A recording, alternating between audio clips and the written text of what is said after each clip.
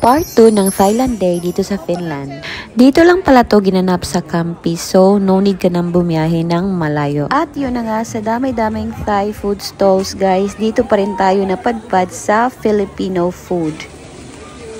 Ang bango kasi namang inasal nila guys. At ang dami din nilang food choices ha, pero yung pinili ko is yung lumpia lang at saka halo-halo. Eto na nga lang pala yung naabutan ko na event since late na akong dumating dito. So after kong umorder, naglakad-lakad lang ako at tiningnan ko kung ano yung pwede kong mabili dito. Meron nga sila nitong milk tea guys, o kaso may nabili na akong halo-halo. At dito naman may mga binibenta sila mga summer dresses, ang gaganda. Kaso wala akong bet or wala lang talaga akong budget. So pumasok na ako sa Campi guys at bumili na lang ako ng Medicube na collagen night mask. Kung naghahanap kayo ng mga Korean products guys, meron dito sa Campi. And then, nagpunta na ako dito sa Asian store. Dito lang din sa loob ng Campi. Kaya nga minsan pag nagpupunta ako dito ng Helsinki, dito lang talaga ako sa loob ng Campi. Kasi andito na yung mga tindahan or mga stores na hinahanap ko. So, mabalik tayo dito sa Asian store. May mga frozen goods din sila, katulad nitong squid, 11 euros 90. Sulit na siya for me, pang tanggalan ng cravings. Meron na din sila ditong mga seashells, clams, mga shrimps. Hindi man ganun karami, pero at least meron din. Dito naman, meron din sila mga frozen fish. Pero ang punteriya ko talaga dito is yung chicken feet. At affordable lang din naman yung mga paninda nila dito. At dito nga naghahanap ako ng bagoong or shrimp paste. Kaso wala sila nung Filipino style at ito lang yung sa kanila yung naka-plastic. Kaya bumili na ako ng dalawa. Sa 260 lang naman siya. At dito nga may nakita kong smiling fish. Hindi ko alam ano to guys. Mapapasmile ba tayo nito pag kumain tayo?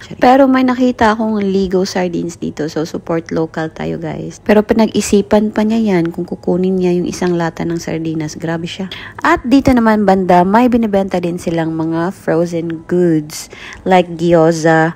Dito nga ako bumili ng lumpia wrapper guys. Meron din silang mga Korean, Japanese. Meron silang siopaw ata. Meron din sila kahit mga konti-konti lang, at least meron mga tofu, yan. Taas naman may kimchi. Meron din silang mga gulay na wala dito sa mga local market sa Finland. So, after ko doon sa Asian store, pumasok lang ako dito. Hindi ko na maalala kung anong store to, pero hindi siya kaya ng budget ko, guys. Ang mahal. Anyway, dito pala sa Muji na floor, guys, dito sa Campi, meron sila nitong bookshelf. Pwede kang kumuha ng book, pwede mo siyang basahin, pwede mo siyang iuwi.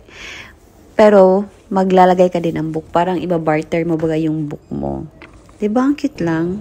So, yun na nga. Tapos na ako mag-shopping. Tapos na ako maggala-gala. At nag-book na ako ng bus pauwing Lovisa. Sa mga di nakakaalam, dito lang din ako sasakay ng bus sa Campi. So, ayan, nag-aantay lang ako. Umupo lang ako dito sa gilid. At dyan ako papasok mamaya. At eto na nga, nakaupo na tayo guys. At chill-chill na lang tayo. At nag-stop over pa nga kami sa Porvoo. At may na-notice ako guys. Hindi ko alam kung lamok ba to or mga insects lang. Nakikita nyo ba yan? Ang dami. Sobrang dami. Kung lamok yan, ay good luck. Anyway, mga alas 7 pa yan ng gabi guys at maliwanag pa. Medyo maaga pa rin kahit papano. So, yan, nakarating na ako sa bahay at ihuhaul ko lang yung mga nabili ko doon sa Campi. So, first, itong Muji na bowl guys. Ito talaga yung hinahanap ko doon.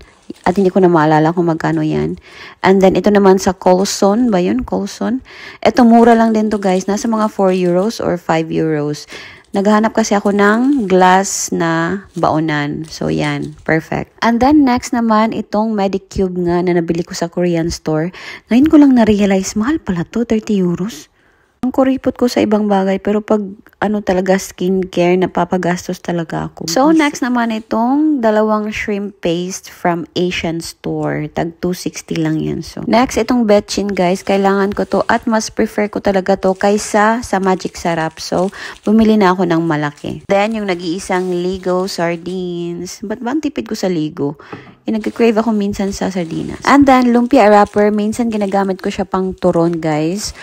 Or lumpiang Shanghai. At ito naman, akala ko bihon siya guys. Pero hindi pala. Parang noodles lang. So, hindi ko siya bet nung niluto ko. And lastly, yung chicken feet natin na namutla na guys. Kasi hindi na siya frozen. So, renef ko na agad. At dyan, chinecheck ko lang yung resibo. Pero hindi ko na talaga alam kung magkano lahat guys. Anyway, kung nakarating kayo dito, thank you so much for watching. And please follow for more Finland vlogs. Bye!